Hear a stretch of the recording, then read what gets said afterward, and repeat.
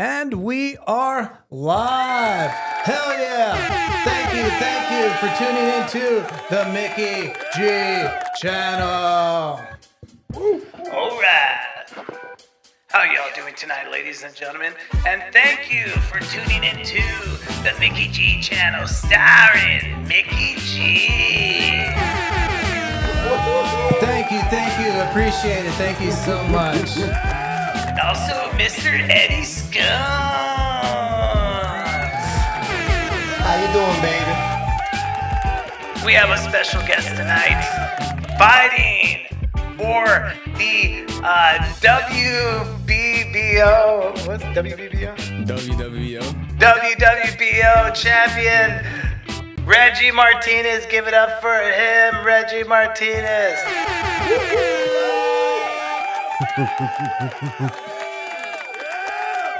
Awesome. Hey, thank you for joining the live stream, Reggie. We really appreciate it.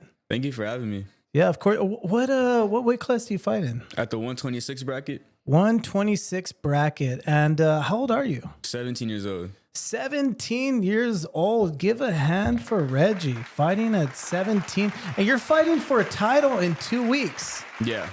That's insane.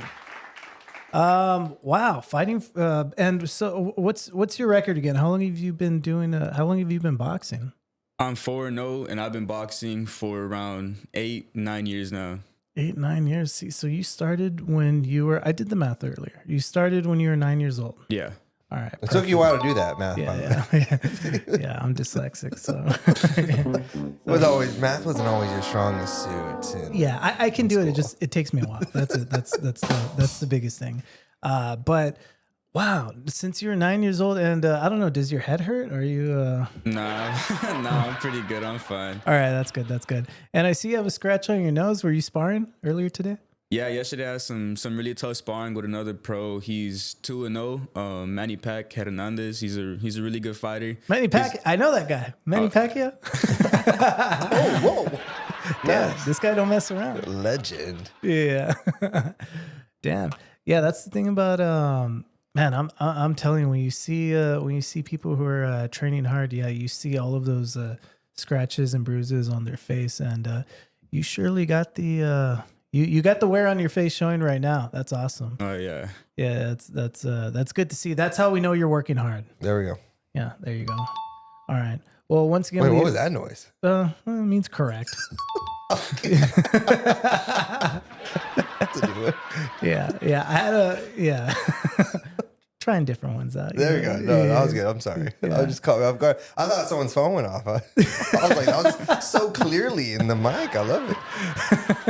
I was like, these mics are picking up everything. Yeah. No, very, great. very clear. You know, after 10 plus years of doing jiu-jitsu, Mickey, does your head hurt? No, jiu-jitsu is kind of different because we don't really get hit in the head. I'm telling you, like, boxing's a tough sport. Like, you guys really do. It's a fight. It's as that's as close to, or that is a fight. It's like when you're training for boxing, you're really you're getting into fights all the time. Oh yeah. Have you ever like pulled a muscle or torn anything in your body from jiu-jitsu? Yeah, no, 100%. Yeah, I pulled a muscle and I've torn stuff. Yeah. So.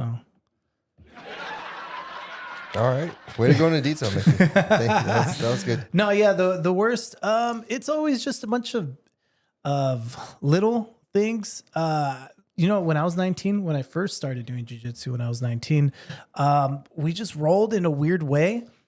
And after that, my neck's never been the same. After we rolled, I was like, wow, I kind of felt something in the back of my neck. And ever since then, never been the same. And then I dislocated my clavicle. And but those have been the worst injuries I've had. Other than that, no, I've been pretty good. So what are some common injuries that you've had to maybe go through over the years?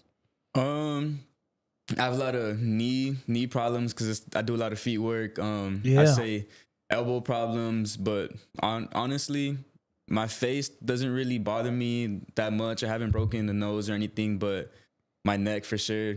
Every time I get hit, my neck's going this way, that way, it's turning. So yeah, my neck's always hurting. Like right now, my neck's pretty it's pretty sore. Yeah, is that what you would say? That's kind of what you feel the most when you kind of go to bed at night. Is like when it all settles in. Like, is that what really hurts the most? Your neck? Yeah, my neck and my stomach for sure. For sure, I take a lot of body shots, so it's usually just my abs and my neck, and that's pretty much it. You haven't broken your nose? No, I haven't. Wow, I always just assumed every boxer they have to break their nose, but no, you've been taking good care of your nose. That's good. Wow, how nice. That's good defense. Yeah. There you go. Awesome. Yeah. So I don't know what kind of fighter what kind of style do you consider yourself in boxing? Do you do more in and out in the pocket? Do you do a lot of the what do you call it? The Philly shell. Yeah, the Philly shell. I'm more on the outside, like just boxing, keeping it real clean. I use my skills. I'm not really a brawler, none of that. Like, I want to last in this sport. I don't want to like be real beat up by the time I'm like 20, 21. You know, I want to actually last in the sport. So I try to take as least hits as I can, you know, just boxing, using my jab, 1-2, and just staying more on the outside. But yeah, for sure, I like using that Philly shell a lot. It's kind of honestly how I do use my defense in that Philly shell. Nice.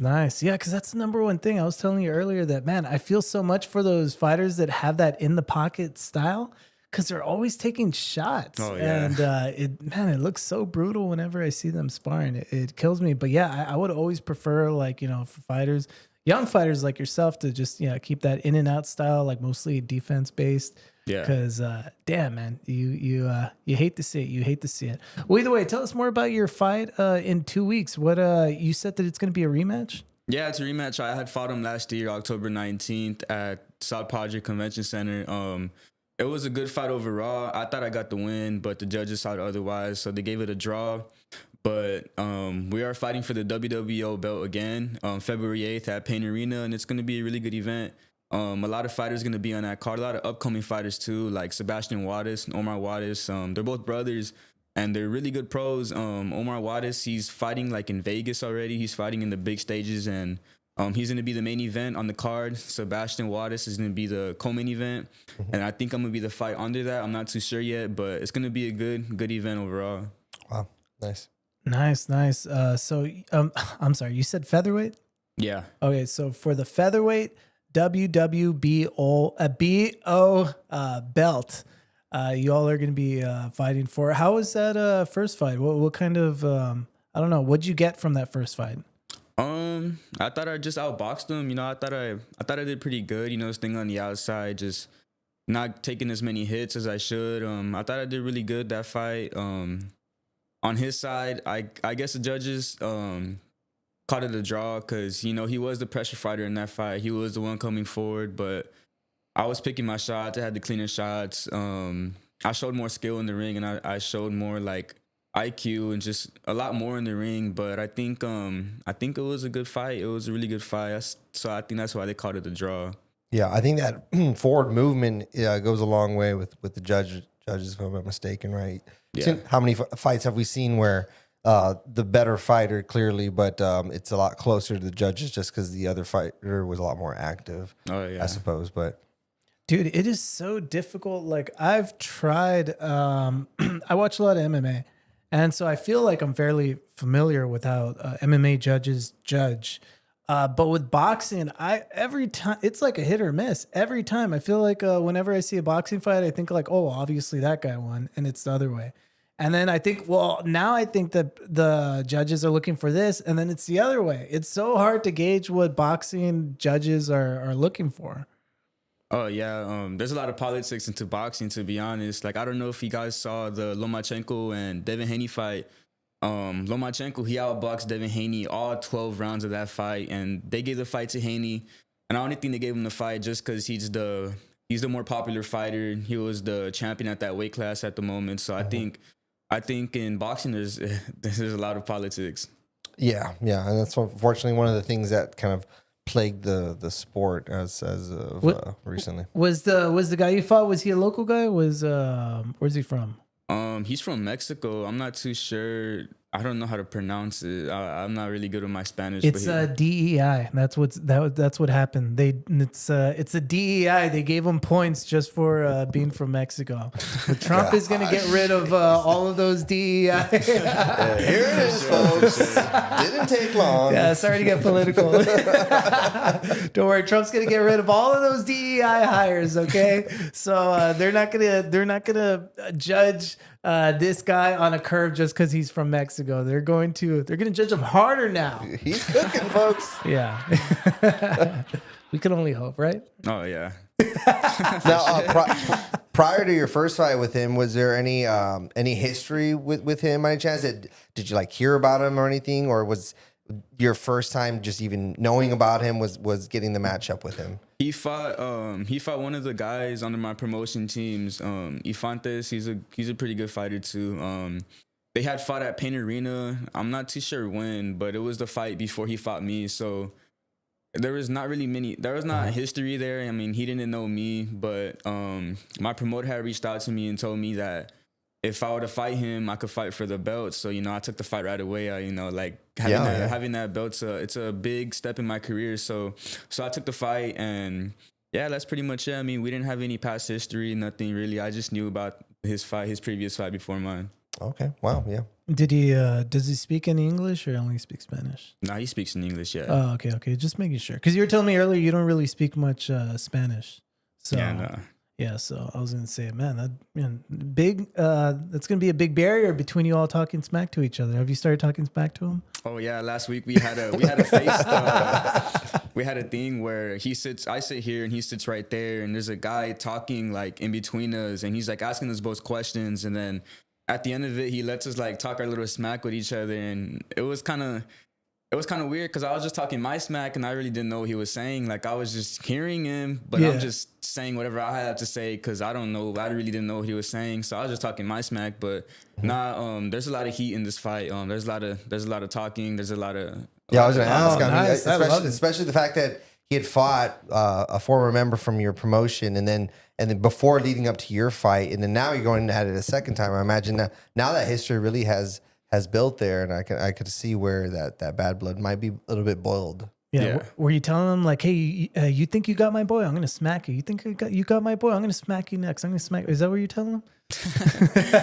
Nah, I was just talking about the last fight. I was just telling him that he got the better of the judges. That I thought I won the fight, and I was telling him that he knew I won the fight too. And I was just telling him the next fight, I'm gonna knock you out, stuff like that. Just little talk, just smack talk, just pretty much it. Was he smack talking back in Spanish, or you just literally couldn't hear him? That's what he was saying. Is that I couldn't understand him at all. It was in Spanish. Yeah. Oh wow. Oh. Was there some cállate or I don't know.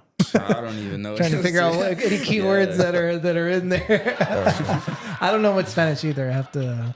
Did he mention any peachy Mary cones? Oh, peachy.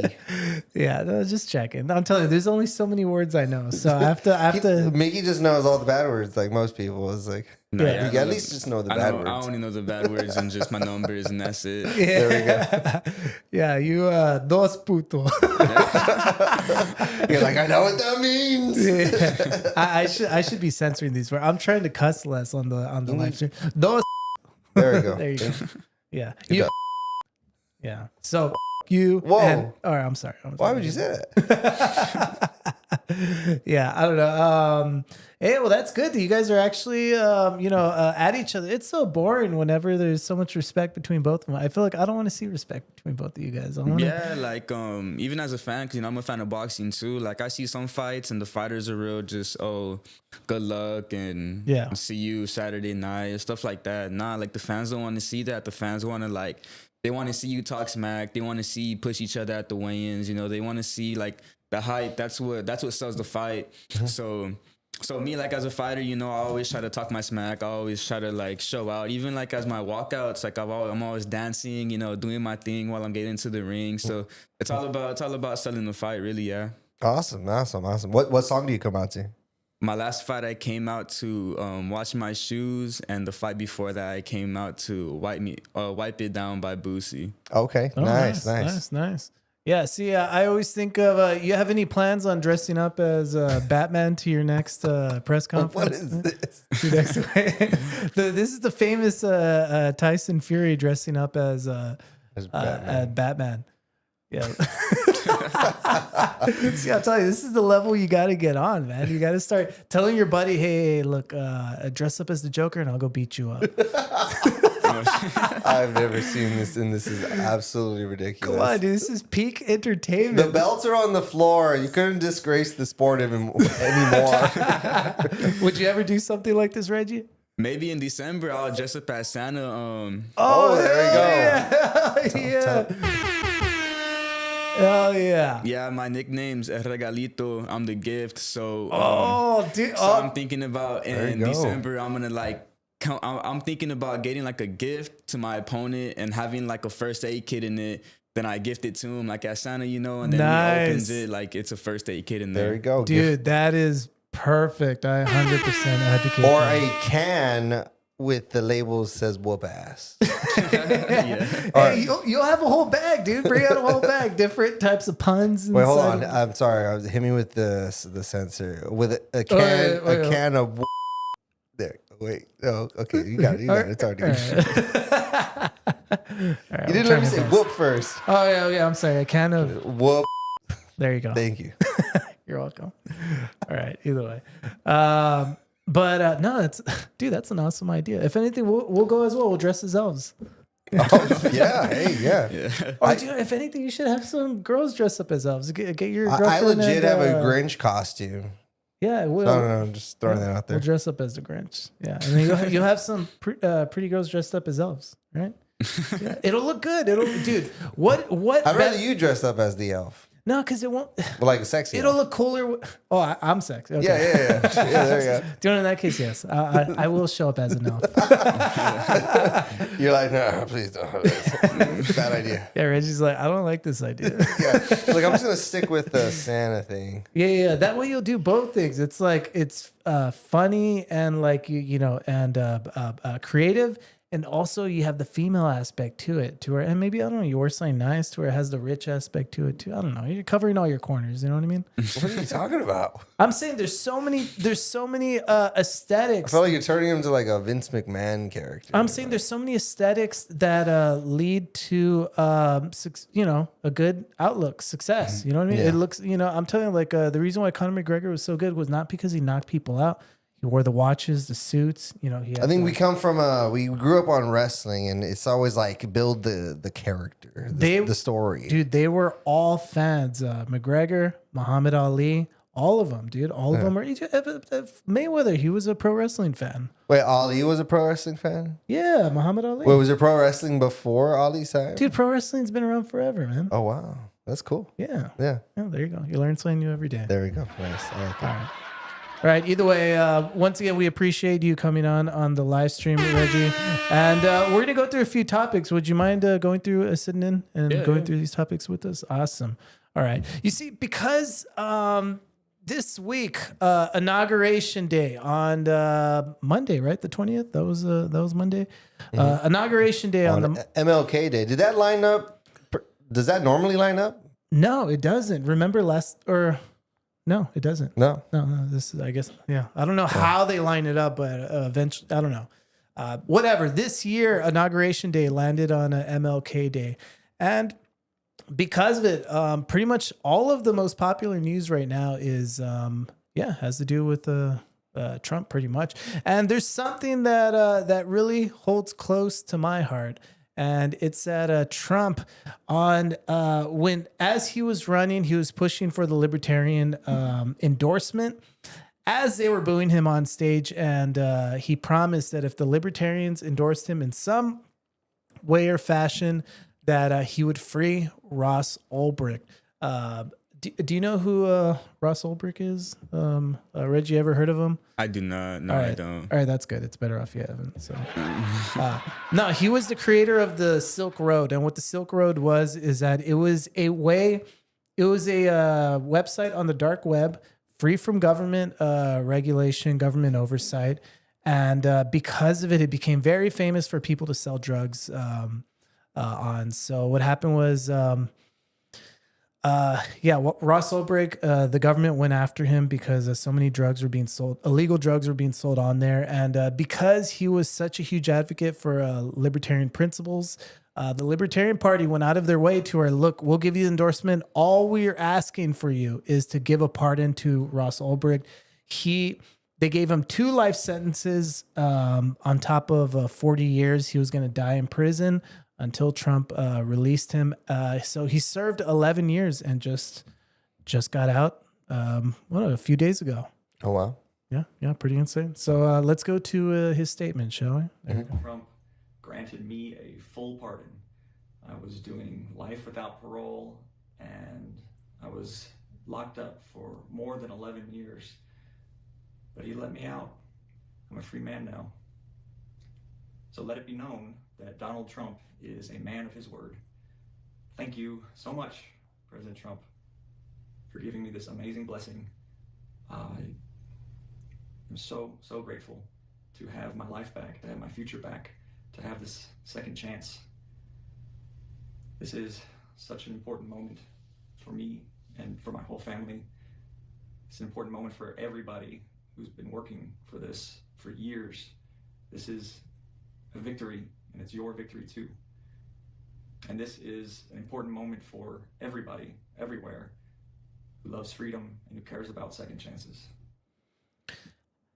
How would you feel, Reggie, if you lived 11? You were supposed to die in prison, went 11 years in prison, and you were freed just like that. Oh, I'd be grateful. Cause like honestly, I feel like at that moment he was just real like devastated. You know, like I'm gonna be in here for life. You know, I don't have a life anymore. You know, there's nothing to life for him anymore. So now I'll be really grateful. I'll be happy that I could see my family. See the people I love and. I'll just be really happy. Yeah. Nice. If you were to go to prison for one thing, what do you think it would be? If there would be something that you'd be put in prison for? With me, it'd probably be the same thing. I'd probably do something like anti-government and just get really screwed over. Honestly, I'd say getting in the fight. Yeah. Getting in the fight. Someone trying to test my nerves. There you go. Something like that. Yeah. And they're just gonna fall down just the wrong way. Exactly, like in you're gonna be Nicolas Cage in Con Air. Have you seen Con Air? No, I haven't. You haven't seen Con Air, dude? That's literally the movie, the plot of the movie. He's such a nice guy.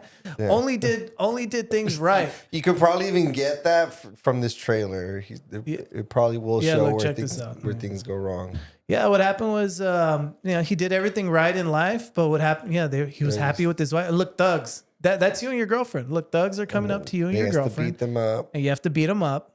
And then, boom. And that's why. Look, that's you. And then. That's you now. Yeah. And then he accidentally. And that's you after Trump lets you out, dude. Oh, yeah, dude. Yeah, look at that hair. Do you think you can pull off that hair? Oh, nah. I do not see myself with straight hair at all. Yeah, well, dude, you've been in prison for 11 years, dude. Eventually, you got to grow out that hair, man. Right? All right. But either way, yeah. So that's the plot to Con Air. Watch Con Air. It's a great movie. Yeah. So the moral of the story out of all of this is watch Con Air. It's a great movie. The moral of the story is if you can buy a free jail out of card. What is it? What'd you just say? I don't know. Get out of jail free card. There we go. It's been a while since I played Monopoly, so forget me. If you have enough money, you can buy a free get out of jail card. Yeah, get out of jail card. All right. Yeah. Yeah. Well, I think if you were to go to prison, I already told you what I'd go to prison. I know, but that's what you think you would go to prison for. In reality, it'd be like they would find something really dark on your computer. What do I have on my computer? Everything's here. Yeah. Maybe. Yeah, maybe like a felony charge or something for like, it would probably be something stupid like streaming fights. Illegally. Like when Dana White says like, we got him. It's going to be me of all the freaking people. He set the example with you 10 years. Yeah. With that being said, do you ever pay for pay-per-view fights? Yeah. You do? Okay, that's yeah, good. what That's the usually right is answer. usually just my dad and my brother. They pay for the fights. Perfect. That's good. That's a great answer you just gave. Yeah. Like a wink, wink. Yeah. Yeah, Stream East. Yeah. I try. You know what? I tried a stream site last time, and it kept giving out on me. So I'm starting to maybe lose a little faith in a free pay-per-view. Don't worry, dude. I'll show you one. All right, Show you a good one. I think the one I go to is kind of petering out. It's been getting less in quality. I'm telling you, I'll give you the same one whatever. We don't see. This is what I'm gonna get arrested for. This is why I'm going to And jail. by website, I mean ESPN Plus, where I subscribe and pay. Yeah, there you go. Yeah. See, always pay for your pay-per-views, Reggie. That's That was the real point of the story. moral of the story. Yeah. You're doing a great job. All right. Either way, okay. Next topic. Okay, Ross Ulbricht is free. That's what's important. Is that a good thing? Is that Some people say no because what happened was he was if he just created the website, how culpable is he? And then all the crimes that are committed on the website. it's very much illegal. You can't do that. However, it's not 2 life sentences plus 40 years illegal. That's the problem. Yeah. Is that What were they charging him for? He Was he getting charged for the murders? no? That's what happened. Is that they used the murder. There was a whole plot behind it. Let me go to double screen. There was a whole plot behind it to where they accused him of hiring somebody to kill somebody, whatever. So they accused him of hiring for murder. But the reason why he's in jail, he never got charged for that. He got charged for the websites, him creating the websites. And there's a lot of evidence that shows that very likely he was framed. He did not hire anybody. If anything, there was even no indication that it was him sending those messages, that it was whatever. Well, so it seems like he was framed. It's very likely that it wasn't even, he had nothing to do with it. And so that's the biggest thing is that, he did something very illegal, but not that, like 2 life sentences illegal. 11 years is good enough. Let him out. Yeah. So that's what happened. How did he have that connection with the Libertarian Party for them to stick their neck out so much for him on that It one? was such a huge story. Like 2020 made all that. There's a lot of documentaries about him. And his Did the party just kind of latch on to his story? well, what happened was yes, but also his mother was a huge advocate for him. She went, she was the one in speaking with the Libertarian Party, and because he was such a dedicated libertarian, he did it for principles. Like he could have pleaded guilty and gotten like probably 11 years, somewhere around there. But on principle, he didn't. He was trying to stand up for what he believed was right. Yeah. Yeah, so that's why the libertarians are going out of their way, because he stood up for the principles, which led to him getting in a lot of trouble. Have you seen this video before, Reggie? When he did that. Yes. Yeah, All right, there you Oh go. no! Here we go. Let's check this out. All right. There are elections that come and go. Some elections are, important. Some are not. But this Such one, a dork. This one really mattered.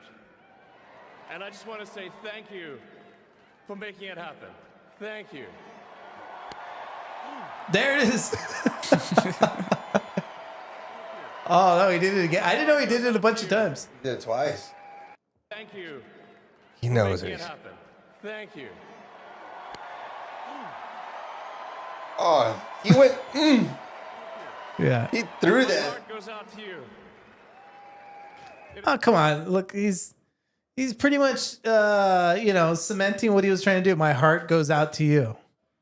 I like Look, his see, look, I'm smirk doing it right after because it almost makes I've been thinking about the angle of this of like he has always been a huge troll, right? Like he just loves that culture of the internet and in the new day and age. Yeah.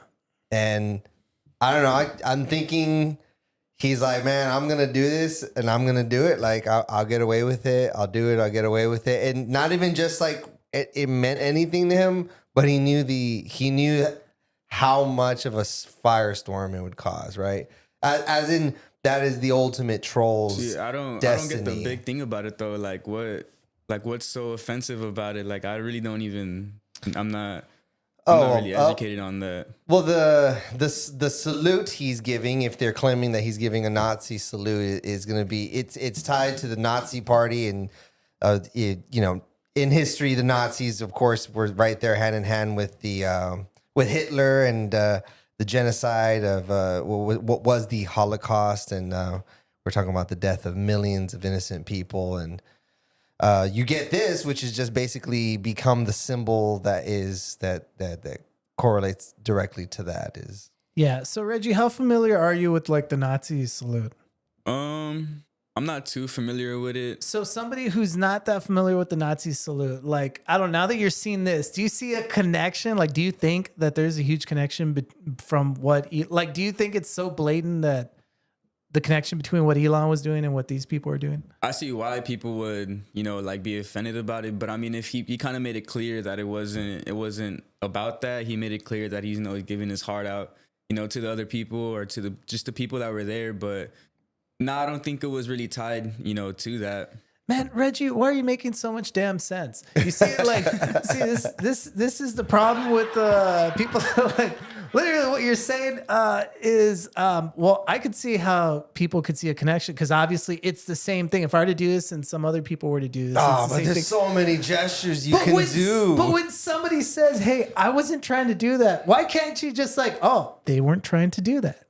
I don't know, because. But honestly, I think you could just say that. Well, then why wouldn't he what say a very the convenient way to get out of trouble would be to nah, that's not what I meant. Nah, whatever. But I think it's because the person, he's supporting, he gets a lot of hate. Who was the vice president? That could maybe even add more to the conversation of the unfortunateness of it. Is that okay? This also happens to be at a rally for a president that's kind of in that conversation as well, is always kind of thrown into those stuffs and has had the history, has had the Proud Boys, right? And has skated around that. And here's another instance of something that looked kind of odd, and we're just going to kind of skate around it here. I'm not directly tying it to it. I'm just saying it happens to be very unfortunate timing. And I would think that the man would be smart enough, and he gets on the internet enough to know what he may have been doing, what the impact of that would be as well. Now, ultimately, he's an awkward dude as well. I also see kind of that argument where it is just him. It is him doing the heart out to people, and he is just so weird and out of touch. This is a billionaire that never has to interact mostly with the common person. So his normal interactions are not normal. This guy doesn't live a normal life like the rest of us do.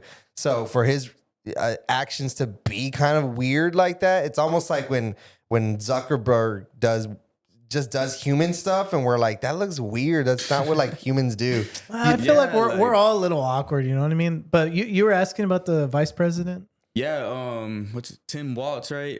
For Kamala. Yeah, Tim Walz. Yeah, at a rally, he did the same gesture, and nobody's talking about that. I saw a clip of it on TikTok, and I don't see a lot of people, bringing that up or whenever they were doing it. So I think it's definitely the leftist side, trying to find a way, to get at Trump, just to find a way, just to make him look bad. Yeah, to fuel the fire a little bit more for whatever their cause is. That's why I feel like anytime, and I remember this, that during the Trump presidency, there were so many news stories coming out. Oh, this person got in trouble and it was like ex-lawyer of Trump or or a former this of Trump or Trump's, I don't know, Trump supporter, this guy. It's one thing if it's a story, but they just keep trying to connect these stories to Trump. And the thing is that I think the same thing, Tim Walz could make that same gesture. A bunch of people could make that same gesture, but nobody would even make the connection that they're doing a Nazi salute unless they're associated with Trump. I believe in my humble but black belt opinion. Thank you. I will say, man, he throws that. He goes, ooh.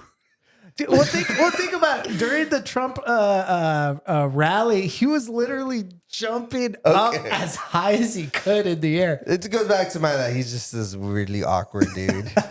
don't know. I think we're all a little awkward. I think if I were to, really, I think I would look very awkward. I think he thinks he's the coolest guy in the world. Oh, my gosh. Edward's a hater. No, I'm just, this guy's a dork. Do you know? Yeah. Speaking of, do you know if you want to hate on Elon, this goes to my next story. Actually, let's go straight to that one. No, I guess Elon's cool. All right. Just backpedal all the way. Elon's cool. What the heck is your problem? No, it was fine. All right. Actually, let me just talk about it before. But yeah, what happened was Elon Musk had always claimed to be like a high level gamer. And I think he was even on the Joe Rogan podcast saying, talking about how he was like top ranked in Diablo and all this stuff. Well, he had been doing these live streams on X of him playing I forgot, I don't know what the name of the video game was. It's Path of Exile. Path of Exile, yeah. And people are convinced, and I'm convinced myself seeing these videos, that Elon Musk, what he actually does is he pays people to juice up his characters. You're convinced he doesn't know what the hell he's doing? Exactly. Yeah. Yeah. He pays people to juice up his characters, and then he does these live streams, and he has a very, very surface level understanding of the video game itself. And so it leads him to say a lot of things about these video games that aren't, It'd be like he has a boosted high prestige account on like a Call of Duty, but he doesn't. He's not that guy. Like he doesn't play like that. Like he can't run a game like that. Yeah. But he has the account because you have the abilities to acquire something like that. Yeah. Well, I mean, with that money, I'll do the same thing. I mean, I'm not really big on like games like that. The only games I really play is just Madden, 2K, UFC, Fight Night. That's really it. Yeah. Do you like the UFC games? Yeah, I'm really into the UFC games. Like I'm honestly more into the UFC games than Fight Night. But I'm sure you'd be humble enough to admit that you got where you got. Like, let's say if you did want a boosted account, maybe you want a boosted account because it gives you more stuff, right? A lot of the times you're higher prestige or whatever in any game, you're going to get more. You just get more access, right? That's totally understandable. You get more skins, right? If we're kind of referencing like something like a Call of Duty something. But I would think that you would be like, hey guys, like, I paid for this stuff, or I'm not 1,000-hour plus type player, Yeah, I'm not afraid to admit it. I tell people straight up, like, and that's kind of where Elon's stepping in the mud here. Is he's claiming to be the 1,000-hour plus gamer, and he's not, and you only do that to look cool. So, it's not a good look when you're trying to look. Path of Exile too. All right, let's go to the video. He was playing that at the inauguration. I don't know. Hold on, let me bring the audio. Musk boosted in PoE 2. Dang, what is he doing? At this point, to be that high up on the ladder, we're talking about multiple thousands of maps. It all began when Elon Musk streamed himself on Twitter playing endgame content on his hardcore Path of Exile 2 character, which he says is level 95 a few days ago. Listen, we can't know for sure if he's boosted, but getting to tier 15 and 16 maps on hardcore, by the way, means you have to understand how the game works. And that understanding was a bit lacking. There are 4 things there. 4 things. Dude, you are not this far in the game and calling it 4 things. Stop, bro. This is so legit. Absolutely, totally real. But people who actually grind the game, like Quinn69, Kriparian, Cynic Alex, think he's likely boosted. Or at the very least, was piloted there. Well, he's not played this gameplay, has he? He's 100% getting piloted. Elon's map. I wouldn't name a stash tab in a game that I play after myself in the third person unless it wasn't really me playing. He's not pressing his mana flask, yes. Again, guys, thousands of maps to get this character to this stage on hardcore. As they point out, it's not possible for someone to be this far into the game on hardcore and have absolutely no idea how the game's core systems work. Again, you die, game's done. And you can die a lot in this game. You need to be absolutely locked in to make it this far. You're not playing to this point in the game with no live ult, leaving chaos ops on the ground. But brother could use that Chaos Orb, bro. That Chaos Orb is not like, it's not nothing. Wait, what the hell? Wait, there's no. He was just clicking a map repeatedly trying to access it. He was not eligible to enter that map. He literally has no space for any item, any currency, nothing that drops. He will be able to pick up nothing. And it looks like that inexperience bit him in the ass because his character died at level 97 on Friday. Maybe he tried a map with too many things. We'll never know for sure. What doesn't make sense is... You see, that's, man, they're saying this all so proudly. I have no idea what they're talking about. I'm having a hard time keeping up with everything they're saying. Now, look, as a certified, long-time, die-hard, at the heart gamer, yeah, this is bad. No, yeah, I agree 100%. It looks bad. Yeah, what? He can throw all the Seagulls he wants. But guess what? Don't you dare pretend to be something you're not in gaming.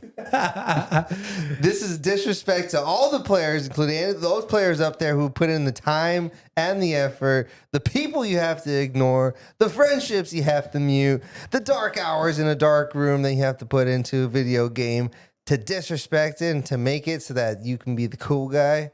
Guess what, buddy? Buzz off, Elon. Buzz off? What the? I'm trying not to curse. That's funny. Reggie, you know, you're talking about the UFC games. Have you ever played the old Undisputed games? Yeah, what's the oldest UFC game that you remember playing? Honestly, just 3. 3? Oh, wow. 3 was great. I missed 3. Honestly, it's my favorite one. That's when you said, I was always like, I stopped at 2. I felt like... Yeah, we had this conversation before. Yeah. But man, I was so in love with the UFC Undisputed games. You have no idea, man. Like if they just kept it around and they just further built on top of it, they were so damn good.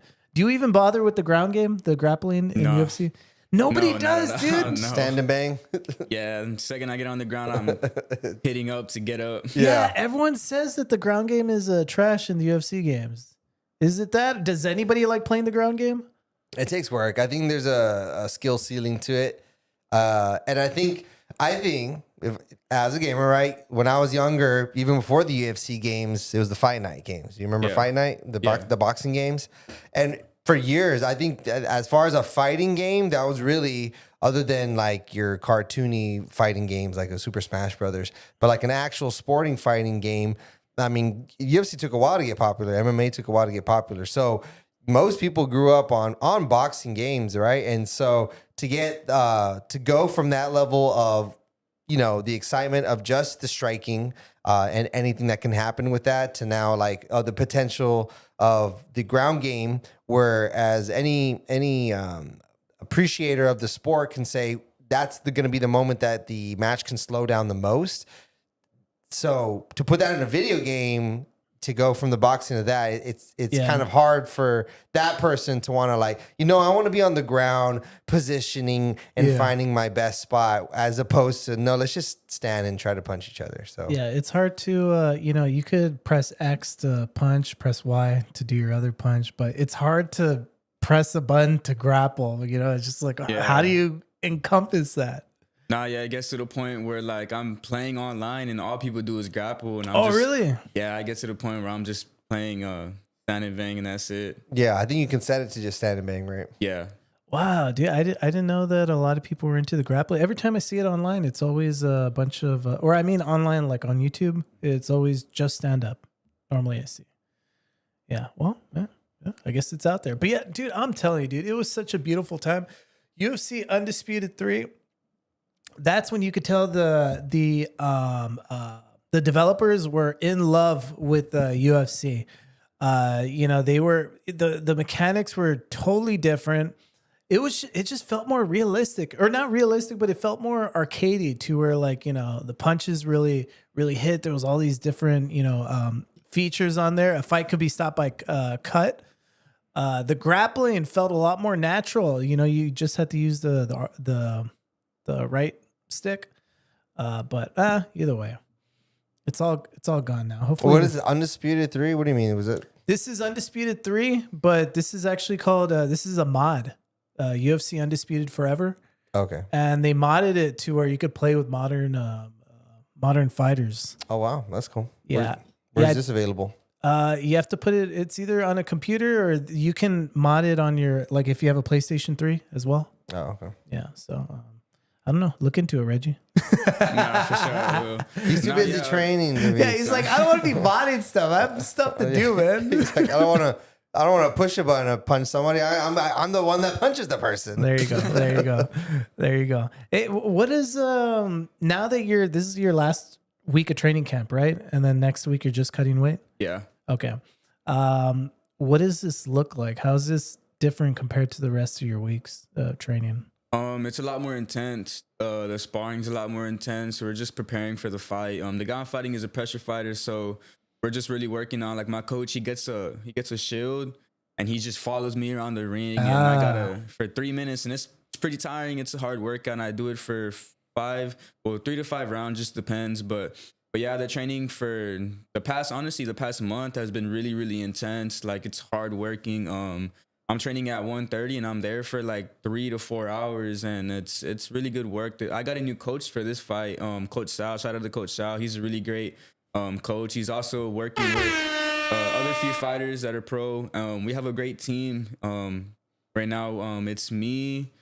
I'm 4-0. Alolfo is 6-0, and Manny Pack, he's 2-0. So we have a really good team, and we're all working together. We're all sparring each other, and but this past month has been really great. It's really good work. Nice. And Awesome. like that's such a that's, man, 3 to 4 hours in the gym. I don't like training for like 1 hour. But I don't know. Are you doing anything for recovery? Well, I take a day off or two, but I haven't really been doing recovery, so I'm gonna start doing recovery this Sunday. I have my first day of doing recovery. Nice. I'm really excited. Any interest? Nice. This guy's the hugest fan and happens to have one in the garage of an ice bath. Oh yeah, I have a cold plunge. Yeah. I can't. No, I can't. Yeah. I've taken a few ice baths before, and I'm not a fan of that. It feels good after, though. Your body feels good, but like the time while you're in there, it sucks. Yeah. It's not great. Work your way up with cold showers. Yeah, take cold showers and then that'll kind of whatever. Either way, but yeah, the reason why I bring it up is this was something we were talking about before. Is like, damn, you are so young to where like, man, maybe you can get away with not doing recovery because you're so damn young. I'm telling you, at you're 17, you like, forget about performance enhancing drugs, forget about PEDs. You're literally on PEDs right now, just being so damn young. Like, you don't have to, you don't have to do recovery. You don't have to. The recovery's faster. Yeah, exactly. I don't know. How does it feel being a young killing machine? It feels good. If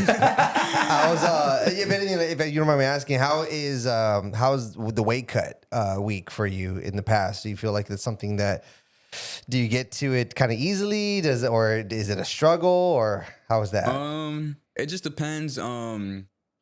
My second fight, actually, it was pretty hard. I wouldn't say I bumped up on weight, but I was, trying to gain a lot of muscle mass. So, I was weighing more than I usually was. And I waited to the last like few days to start dropping the weight. And it was pretty terrible. It was like me barely eating like half a thing of tuna or half a thing of salmon, like barely like sipping on water. And the day of the weigh-ins, I'm like spitting in the cup, like I'm chewing on gum, spitting in the cup. And I felt real drained. And, I just felt really like just really out of it. But after that, I learned my lesson not to blow up on weight that much, and to maintain my weight and not get too much off of weight. So, but now this fight, I'm doing really good on my weight. I'm only a few pounds off, so it's gonna be really easy. Just get in my little sauna suit, just go take a little jog, for like the last 2 days or whatever, and I'll be pretty fine. I'm doing good on my weight for this fight. What's featherweight at in boxing? 126. 126. All right.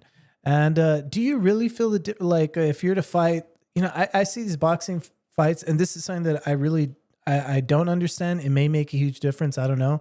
If you're like, for example, the Ryan Garcia, who did he get knocked out by? Was it Devin Haney or to the body? The body Davis, shot? Javante Davis. Javante Davis.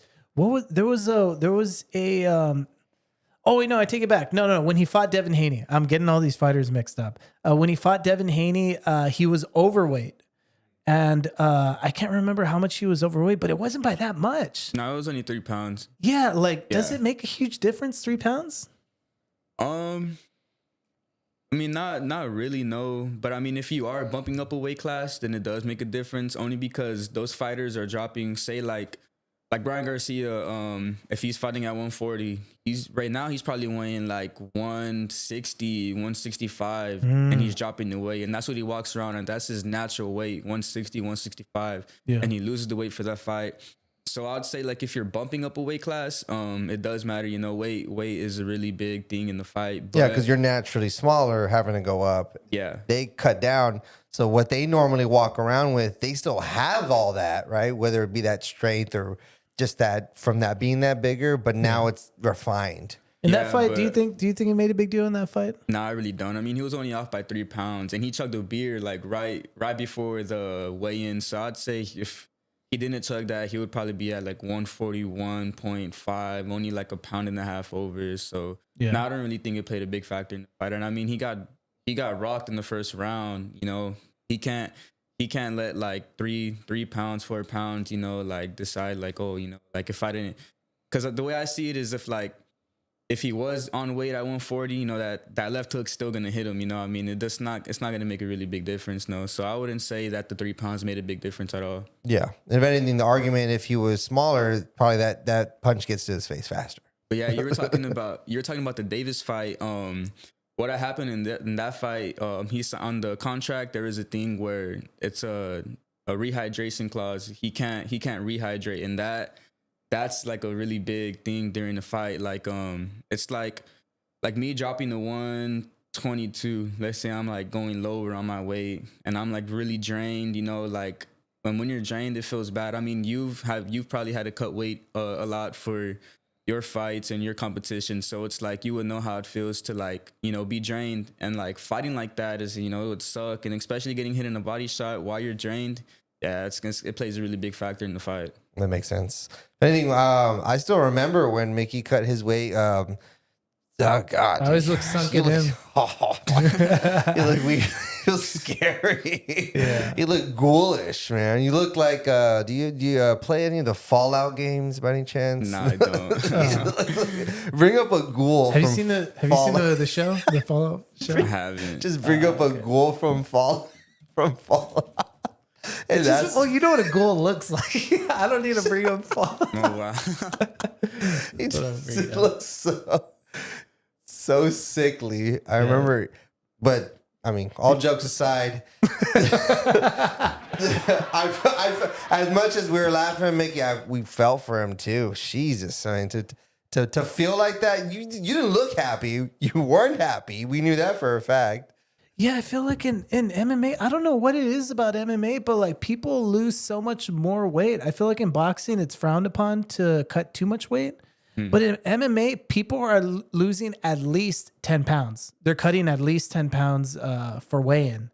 And a lot of professional fighters, you're cutting at least 15 pounds. Yeah. Like it's sick in MMA. But is that really frowned upon in boxing? Oh, yeah. I know a lot of, you know, some of my past teammates and a lot of the boxers that I used to spar with, like, say they're fighting at 130. I know some guys that'll bump up to like 150, like 145, and they're losing 15, 20 pounds in just like a few days. And, you know, I'm never trying to get like that, because, you know, it does suck, you know, being drained. But I mean, in the professional side of it, you know, it's a lot better because, you know, you fight the day after. So, you know, you have a whole day to rehydrate yourself. But now it does suck to, you know, lose 15, 20 pounds in just like 3 days. Yeah, we always had the mindset that 7 pounds was a good weight cut. If we could be 7 pounds over the day before, that'd be perfect. We just need to cut those 7 pounds weigh in, and then we're good. Yeah. But you say typically you try to cut only like around 3 pounds, somewhere around there? Yeah, like 3 to 5 pounds to try to stay in between, like that's real close to my weight. That's even better, dude. Like that's a big deal. Cause yeah, it does suck, dude. There's nothing good about There's nothing good about cutting weight. After weigh-in, is there anything do you like to go to immediately? Is there like a meal or? Yeah. Chicken Alfredo. chicken Alfredo and some pizza. I go straight to Pizza Hut.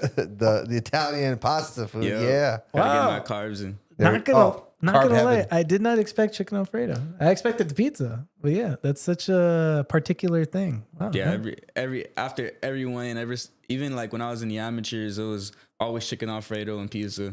Always. Nice. Nice. Kind of have it now just as a little superstitious sort of thing. Like that's your go-to. Yeah. And it tastes good too. Hey, Yeah. I kid you not. You bring that up, I legit asked my wife, made it last night for dinner. Oh, yeah. Chicken Alfredo. Yeah. Oh, perfect. I'm trying to stick all these sound effects Sure, in yeah. there. Bidia from Roy Martinez. I don't know. Do you know Roy? Does he eat Bidia after? I don't know. Bidia. Bidia. There you go. It's not Bidia. It's Bidia. Bidia. You gotta like No, roll your Bidia. R or something. Yeah, Bidia. I can't roll my R's, unfortunately. Yeah. Sorry. My bad. What did you? Bidia? Bidia. Bidia. Oh no, I did say Bidia. Bidia. Bidia. Oh shit. Oh damn, I'm having a hard time saying this word. Dog, dude.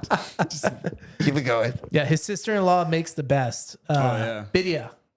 Yeah. Oh, yeah, after my fights, that's like my reward from her. You know, if I don't win, you know, no birria. But if I win, I get my birria tacos. So for sure, you know, that's in my head during the fight. Yeah. When I'm in the fourth round, I'm getting a little tired and stuff. I'm just thinking, I got to get them birria tacos after the fight. Oh, Yeah. nice. Heck yeah. Oh, yeah. That's like as primal old school as the with the carrots that you're kind of the thing that you kind of put in front of you. Yeah. The food motivation. There's no better motivation than food. Hell yeah, dude. Hell yeah. Man, I'm telling you, both of my fights, I had the same that's really the only thought I had in the fight. At one point when my back was against the wall, I remember thinking like, oh shit, I'm gonna lose this fight. Yeah. I only had 2 amateur fights. I won the organized fights. We were talking about this. I had participated in Street Beats. We actually live streamed our viewing of the YouTube video.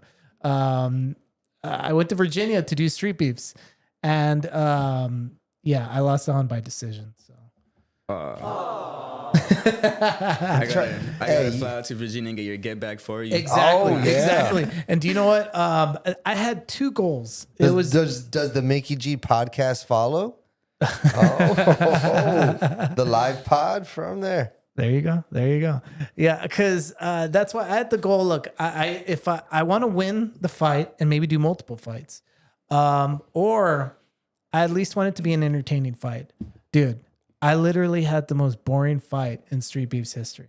Wow. The most boring fight. I think they took it down for that very reason. They ended up taking down the fight, and I think that's why it was. They did a top 10 most boring fights, and it was number 1. No. I'd be more proud of that if they actually did a countdown and I was on the countdown. Yeah. You know, at least the fight got a little more shine. Hey, your sister's shouting you out. She says she loves you. Love you, sis. Love you, Shani. There you go. Perfect. Aww. All right. That's something that went through my head. That like, oh shit, I'm gonna lose this fight.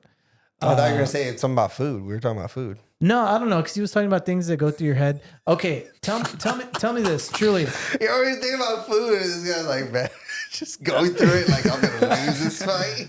is there any point, what goes through your mind right before you walk out when you know, okay, it's almost my time. It's game time. Yeah, that our fight's coming up. The previous fight just finished. They did the intermission. They did the music, all this stuff. You know you're coming up. Okay, so you're getting ready. Reggie to said walk he's out. a hype guy. He's getting hyped for it. What's going through your mind? So like before, like while I'm walking out into the ring. I guess right before you would walk out into the ring. I don't know. Walk us through the whole thing. Do like a Mike Tyson thing too. Where like, I'm scared. Okay, I'm walking out. I'm the greatest in the world. That's not a bad mic. Yeah, It's good. I watched that video a lot of times. I try to stay calm. I'm in the locker room with my team. We're just, wrapping up, and then after I wrap up, I'm just stretching out, listening to music. I got to get in my zone, and then we start doing mitts with the coach, and then we just warming up, and then whenever it's the fight before mine, that's, like it's with every single fighter, even like you said, Mike Tyson, every great fighter, you're going to get nervous before the fight, it's a fight. So, that's when the nerves kind of kick in. And then, I hear my name coming out, or I hear my opponent's name come out, and then I'm just like, oh, okay, I'm next. And then the second I hear my name and I hear my song come on, that's whenever just like, I gotta perform, for the crowds. I do my little dance, going to the ring. But while I'm doing my dance, I'm just thinking like, oh, I'm about to fight right now. Like, like I gotta fight. While you're doing the dance. Yeah. Oh, so, okay. Yeah, you gotta conquer the nerves. Yeah, and then the second I get into the ring, the nerves are still kind of there, but the second the bell rings, just all the nerves are gone, and it's just, so I'm ready to fight. Hell yeah. Yeah, dude, I'm telling you, for me, it was always, and that's the reason why I mentioned right before walking out, because for me, it would happen right before I would walk out the door going and, to do the walkout, that all of a sudden, all right, there you go. Yeah. Activate beast mode, cuz. Hell yeah. Right before I would walk out the door, I remember like, cause I try to just stay focused. It's almost like your head's like a tunnel. And so I was in tunnel vision, and just for a few seconds, the tunnel vision would loosen up, and then I'd be like, oh shit, what the hell am I doing? Like, I shouldn't be, why am I doing this? Like, I really shouldn't be doing this. And then, okay, calm down. Okay. And I go back to tunnel vision.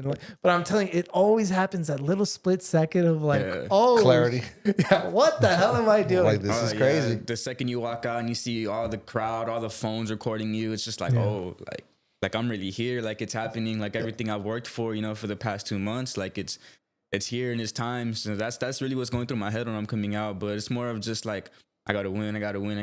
Like, yeah. Do you feel like the crowd pumps you? Does it get you to that level that you need to, where you're, because we coming from like the history of fighting, but even coming from a history, we've been in like doing live music. We've been in a band for the longest time, and going out there and performing, right? You get those nerves, even if it's just like your simple bar that's like down the street. You're getting up in front of people, and really what it is that you're nervous about how you're going to be judged, right? You're nervous whether it is based off your performance, your strength, your performance, with how well that you prepared for it, or in instances like us with the band, it's like, are they going to like the song? Are they going to like our look? Are they going to like the style and everything like that? And there's always that moment before going up on stage, or as you're getting to the venue, of like, oh no. I always got like kind of imposter syndrome, where I was like, I'm not that cool. I'm not lame. Like, why am I even here? What is all this? And there's just that moment where the live element comes into it. And it always felt like it's when you get into the venue and you hear the people, right? And you hear the commotion and everyone's running around trying to get things going. And you just kind of get that feeling of like, I'm in the show. And then not only just I'm in the show, where you start to conquer the nervousness is where you're like, I am the show. They're here for me. Let's get to work. Yeah. Ladies and gentlemen, give it up for Eddie Scott! Thank you.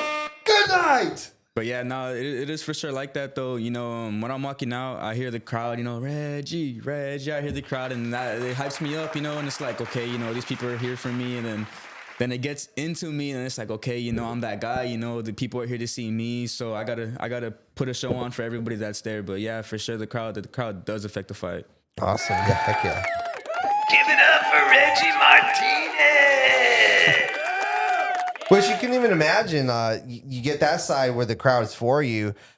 Imagine being the opponent going into a situation where you're getting the boos. Have you been in a situation like that? Have you been to like, I would think maybe not yet, but is there any situations where you kind of feel the hostility more as for against the fandom of it, or the fanfare, where it's kind of like you feel the crowd's a little bit more on the opponent's side, sort of? Yep. Yeah. In the amateurs, I had fought in Puerto Rico. We took a team. Damn, Puerto Rico. Yeah, we took a team down here from the Valley, and we went and fought over there and competed in Puerto Rico with, a bunch of fighters from Puerto Rico. So it was like Valley versus Puerto Rico. Oh, so I imagine they were just like, they didn't want anything to do with you guys. Yeah, it was so bad. Like during my fight, we had our little crowd, like the parents and, the fighters, they would yell like my name, but it was nothing compared to, my opponents. Like there's like 100 people just all cheering for him. Well, I mean, like more than 100 people, you know, like all the people from Puerto Rico were just cheering for him, you know, and it just felt real like. And then I was like on the B side of it, you know, I was on the blue corner and he was on the red corner. He was a favorite fighter, and then so it was more of just like, you know, like it felt like I felt really, really under pressure, like I need to win, but it's like the whole crowd, everybody here is against me. And then, you know, like even walking into the ring, you know, I'm hearing people like boo, boo, boo, and whatever. And so I'm just like, you're like that's a first. You're like, shut up. No, I've heard this in sports, this dynamic of, and maybe you could relate to it. So you're in that situation where you're at an away game, and you're performing, and you're hearing the haters. Their boos are starting to quiet. Do you get that? How's that feeling of knowing like, yeah, I'm here and you hated me, but you got to respect me now because I'm taking it to your guy. Yeah, now what are you going to say? That's right. Yeah, that's now what I was what are you going to gonna say. say? Like, tell him, like, shut up. Yeah, exactly. Yeah, nah, it feels great. It feels really great. Whenever I was fighting over there, I'll land a punch or something, and then like the whole crowd would get real like quiet, and then I'm just like, yeah, like exactly. Like where's the cheering at now? You know what I mean? So yeah, you know, it does feel really good. That's cool. Normally I'd advocate for talking smack, but I don't know. I just wouldn't trust the country of Puerto Rico. I wouldn't trust them with the smack talking to her, like to take it very well. So why Mickey? Elaborate. That would be the rare scenario to where like, okay, I would keep my mouth shut. Nah, yeah, I wanted to keep my my smack talking, you know, really low because you know there's like 20 of us and there's hundreds of them. You know, exactly. So it's get like, dangerous fast. Yeah, exactly. That's why every time UFC goes to Mexico, there's always a fight that breaks out. Like stuff happens. Like I don't know if you saw the last UFC fight that they had in Mexico City. A fight broke out in the crowd, and the security guards didn't stop it. They just let it finish. And once the fight was done, then they just cleaned up, and that's it. No, I didn't see that. Well, I gotta check it out. That's what I'm telling you, dude. Hey, like the Mexican people, they'll settle it. I'm telling you, there's no need for security. I'm telling you, those, you know, these you know, Hispanic, Latin cultures, Puerto Rico, I would put that in there. Like I'm telling you, they don't care, and that's what I'm saying. I would keep my mouth shut. It's not just them either. I'm sure there's, well, I don't know. Either way. Well, there's some European countries you could apply that to as well. I feel like I haven't seen apply it. that to most cultures. I feel like they're a lot more ordered. I'm telling you, this was the only time that happened. What about the Khabib and Conor fight? That was Khabib. that wasn't the crowd. That was Khabib. They kind of got involved. You know, it got crazy. It was all the fighters it wasn't the people. They were just watching whatever. You don't know what you're talking about. You're saying somebody boo this man. There you go. Latino people are proud people. We're not just. Oh my God! I'm not saying this in a negative way. I'm saying, you know, well, it's not. Whatever. You're saying it just so happens to be them. Hey, it might be a good thing. Who cares? You know, it kept my mouth shut. Yeah. So, it is what it is. Either way. Well, yeah, we wish you luck on your next fight. This is, it's going to be at the Payne Arena, Segundo versus Martinez. This is a rematch for the WWBO title, featherweight title on February 8th. And so our very own Reggie Martinez is going to be avenging his first draw, not his first loss. He is undefeated, ladies and gentlemen. So he'll be avenging his first draw. The first fight was a draw, and this is going to be the rematch for the title. And we wish you all the luck, Mr. Martinez, on getting the win. Thank you. Yeah, and so once again, we really appreciate you coming through. Is there anything else you want to put out there or say before we finish the stream? Shout out to Waters Rollers Promotions for having me on the card and for, you know, throwing amazing events. Shout out to the WWBO admissions for, you know, reaching out to me and wanting me to represent their belt. Give a shout out to Coach Sal for being my coach. He's a really great fighter. I've never had a training camp like this before. And just shout out to my team in general. You know, everybody's taking great care of me. My training camp has been really great. Shout out to my family, my mom, my dad, my sister, all my brothers, my girlfriend right here for always supporting me. You know, just a big shout out to my fans and my family for everybody, you know, supporting me, and I really appreciate it. Oh yeah, we're behind you, Reggie. You got the the seal of approval and all of our support from the Mickey G podcast and the Mickey G podcast family as well. Yeah, don't worry. If we go, we'll make sure we boo the hell out of this guy. And to my sister-in-law, I will get that BDA after my fight. Oh, Nice. get the BDA ready. Get it ready. Get it ready. Put it in the freezer. It's unfinished business, folks. But Reggie Martinez is coming to finish that business on February 8th, 2025. Hell yeah. All right. Well, once again, thank you so much for coming on. Thank you, everybody, for tuning in to the live stream. We will see you all next time. We hope you all have a great rest of your night.